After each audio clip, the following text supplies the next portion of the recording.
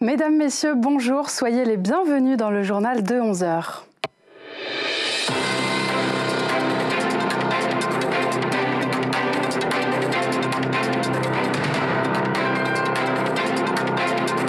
C'est l'événement de cette semaine, les 10 ans du tram dijonnais.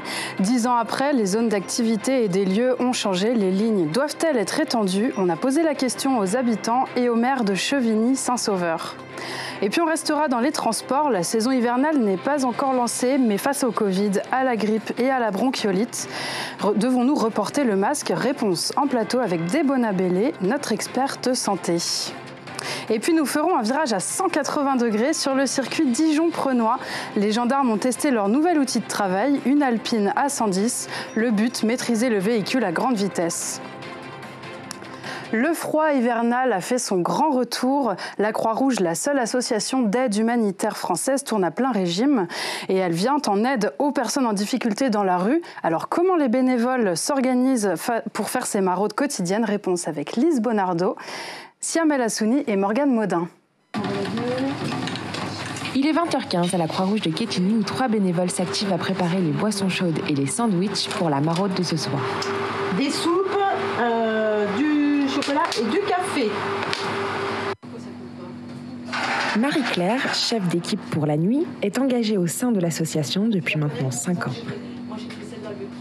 Et ça m'est venu, parce que j'ai toujours eu envie de le faire, mais je pense que c'est quand j'ai vu, il y a très longtemps, les émissions à la télé.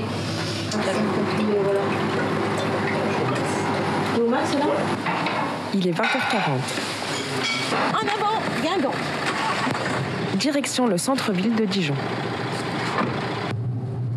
Durant le trajet, Marie-Claire a été contactée par le 115 qui l'a avertie de la présence de 2 potentiels bénéficiaires place d'Arcy.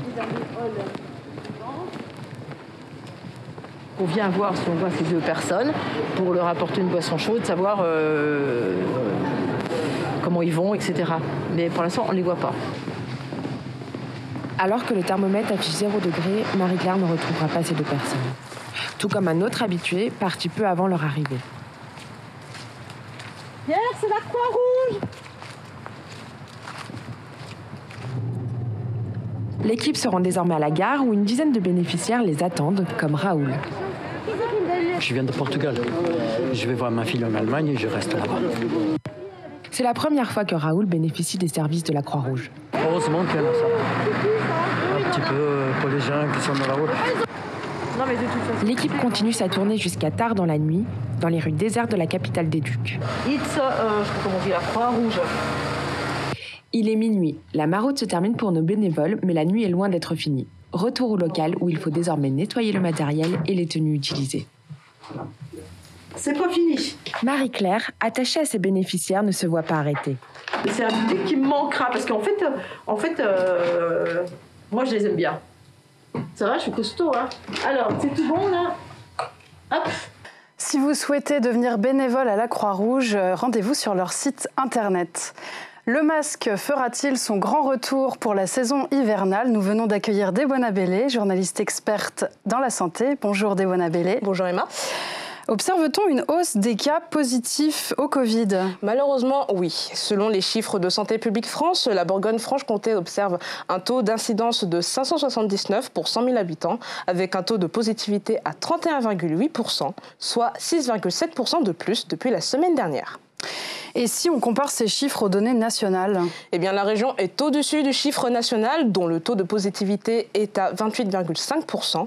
Pour autant, cela reste moindre si on observe les chiffres des autres régions. Par exemple, l'Auvergne en Auvergne-Rhône-Alpes, où le taux d'incidence est de 719 pour 100 000 habitants. Et enfin, quelles sont les précautions recommandées par l'Agence régionale de santé? Eh bien, même si le port du masque n'est plus obligatoire depuis mai dernier, l'ARS préconise son utilisation, mais dans les lieux où il y a une forte affluence, comme dans les transports en commun ou encore dans les espaces publics. En plus des gestes barrières, l'ARS invite les personnes concernées à recevoir leur 2e dose de rappel, les personnes de plus de 60 ans ou encore les professionnels de santé. En Bourgogne-Franche-Comté, seuls 17,4% de la population a reçu leur 2e dose de rappel, ce qui n'est pas suffisant. Merci Débona Bellé. On vous conseille de rester prudent et vigilant. La ligne 2 du tram dijonnais souffle ses 10 bougies cette semaine. Depuis sa mise en place, ce moyen de transport a conquis de nombreux voyageurs de la métropole, ou presque. À Chevigny-Saint-Sauveur, on parle d'une extension de cette ligne 2. Andreas Presbilla est allé enquêter avec Débona Bellé et Tanguy Lemuel. Cette semaine, on fête les 10 ans du tram Divia, un réseau qui s'est assez bien développé mais qui pour autant n'est pas accessible partout. Aujourd'hui, on teste le trajet République-Chevigny-Saint-Sauveur qui dure 45 minutes sans compter la correspondance entre tramway et bus. Donc c'est assez long pour cette ville de presque 12 000 habitants située juste à côté de Dijon. Faut-il que la ville investisse sur une nouvelle rame? Nous avons demandé l'avis aux habitants. C'est un peu galère parce qu'en fait le 7 il passe tous les quarts d'heure. Chevigny, aux heures de pointe, vous mettez 1 heure pour rentrer chez vous en fait. Il n'y a pas assez de bus, quoi.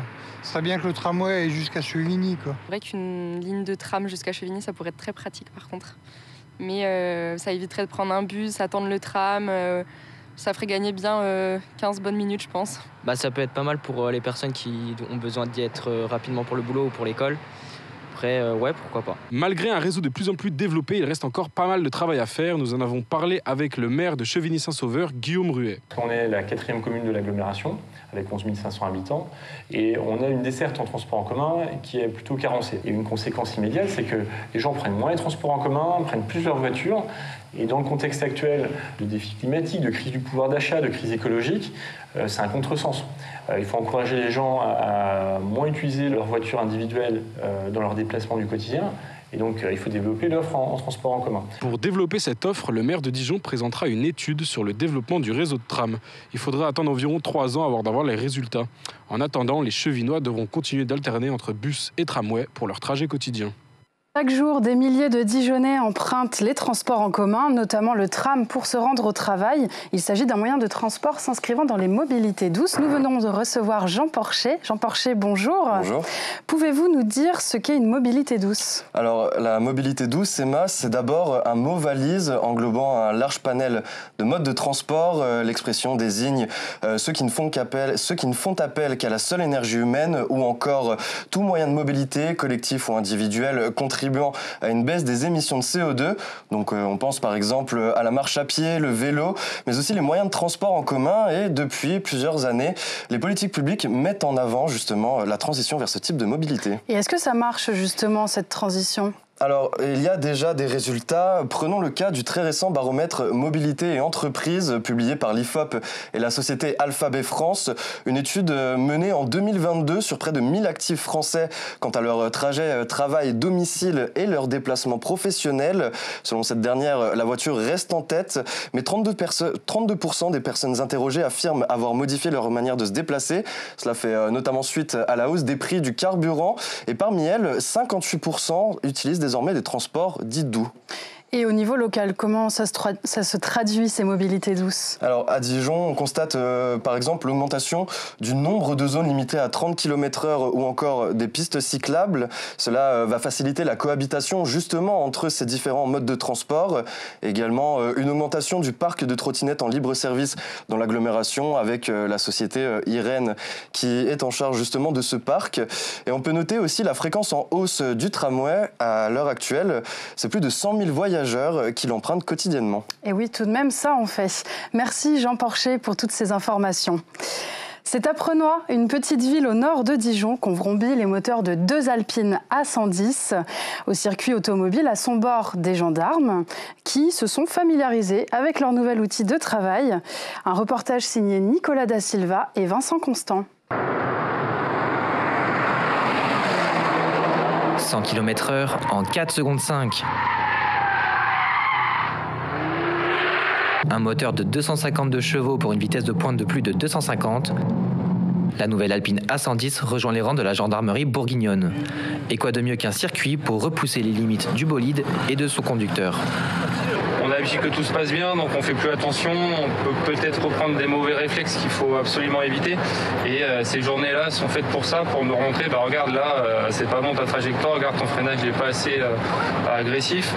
Les gendarmes sont accompagnés d'un formateur réserviste lors de cette session d'entraînement pour prendre leur marque sur un circuit. Au-delà de la particularité du véhicule, ça demande à travailler ses réflexes, à travailler sa projection de regard, son freinage, position à l'intérieur du véhicule, etc. Donc c'est sans cesse qu'il faut savoir répéter. Si l'Alpine est à l'aise dans le virage en S des Sablières, c'est bien sur les routes de la région qu'elle circulera avec un but très précis. C'est une mission d'interception sur des véhicules qui rouleraient à haute vitesse sur les autoroutes. Donc les pilotes que l'on a qui sont très bien formés, qui ont été sélectionnés pour leurs aptitudes à la conduite et sont en mesure de faire des interpellations en toute sécurité pour eux et surtout pour les autres usagers de la route. Seule la gendarmerie d'Auxerre compte une Alpine A110 en Bourgogne-Franche-Comté, mais une autre devrait bientôt rejoindre les rangs de la brigade de Beaune. C'est la fin de ce journal produit et réalisé par les étudiants du Master 2 MCN. Merci de l'avoir suivi. Dans quelques instants, vous retrouverez Hugo Courville pour l'édition de 14h.